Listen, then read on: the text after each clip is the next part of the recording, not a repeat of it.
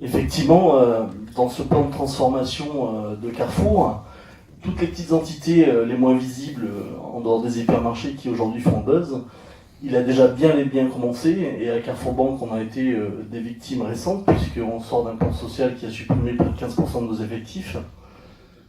Donc effectivement, c'est pas quelque chose qui arrive comme ça, c'est quelque chose qui est déjà très avancé dans le groupe. On l'a vu avec les proxys, on le voit aujourd'hui avec la banque. Depuis 2010, c'est près de 600 postes qui ont été supprimés dans le groupe de Carrefour Banque, la filiale bancaire du groupe Carrefour. On est aujourd'hui une vache à lait pour Carrefour qui a représenté près de 100 millions dans les comptes du groupe. Pour aujourd'hui 1500 salariés qui sont dans la souffrance. Cet été, avec le jeu des turnovers, les démissions suite à ce plan social, on a fermé les agences, partielles ou totalement. Donc aujourd'hui, on n'est plus en capacité de maintenir l'activité du groupe Carrefour Banque au sein des hypermarchés. Et on va être impacté dans son temps de formation, tant sur les dimanches, très probablement, mais aussi par d'éventuelles fermetures de magasins où nous sommes implantés. Et effectivement, ces agences Carrefour Banque, que vont-elles devenir? Alors sûrement des mutations de salariés, des démissions et très certainement des suppressions de postes.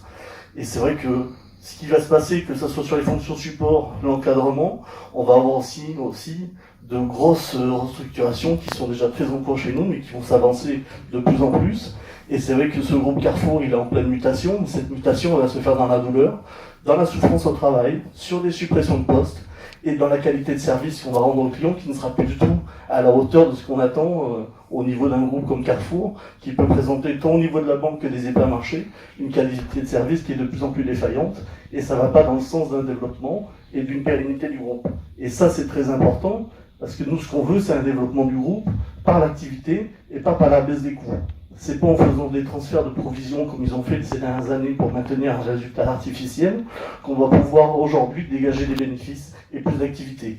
Donc dans cette guerre des prix, on a perdu un peu plus que la simple fait de perdre des clients, on a perdu notre identité, et cette identité aujourd'hui elle est à reconstruire avec les clients pour que demain on puisse créer des richesses et créer de l'emploi.